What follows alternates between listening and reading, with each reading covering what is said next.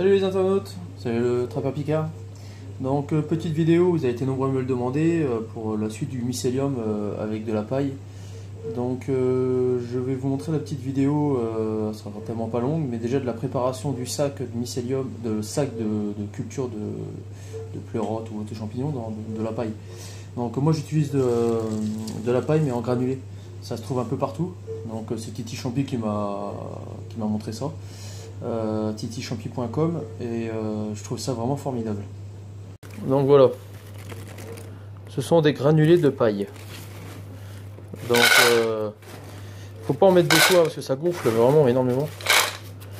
Donc je vais mettre une bonne dizaine de poignées dans mon saladier. Et je sais pas ce qu'il y a exactement comme composant là-dedans, mais je sais que c'est que de la paille en granulé quoi. Et je trouve ça vraiment nickel. Ça fait un sacré volume à la fin. Donc là j'en ai assez, je fais la moitié, hein. Il y en a largement assez. Et ensuite je vais y rajouter de l'eau. Donc voilà, hein, j'ai mis de l'eau, allez, j'ai dû mettre quelques centimètres au-dessus. Et maintenant on va laisser gonfler et je continue la vidéo quand ça sera gonflé et puis je vous fais la suite. Donc voilà, après quelques minutes, la paille réhydratée. Donc elle est assez humide, elle est ni pas assez ni trop. Elle est nickel en fait. Donc maintenant je vais me servir de mon mycélium que j'ai fait avec les dosettes Senseo plus les copeaux de bois. Alors j'ai récupéré, j'ai acheté des sacs à poissons. Donc voilà, qu'on peut acheter en gros.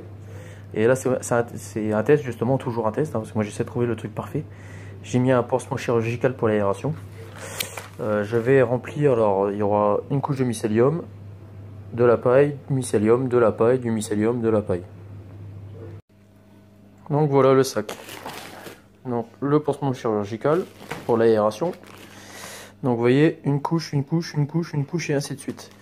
Donc là, vous le mettez à la chaleur, mais pas trop, température ambiante, c'est bien, dans un endroit très sombre.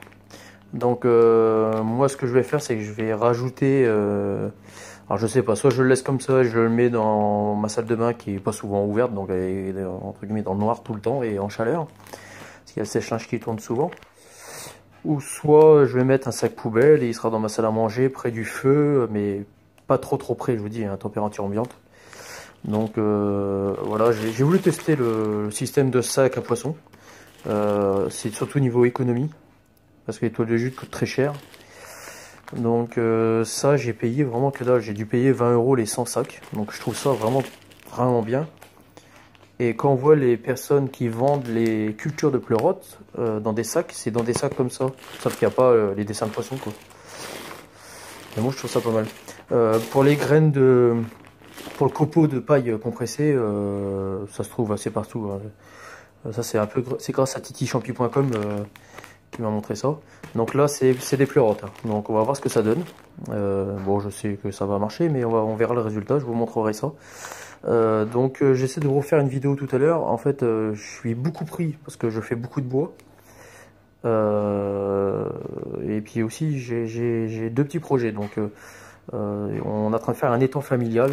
Donc ça sera un étang à truites sauvages, parce que bon, au début ça sera des truites d'élevage qui deviendront sauvages, parce que je vais essayer de les reproduire dans l'étang.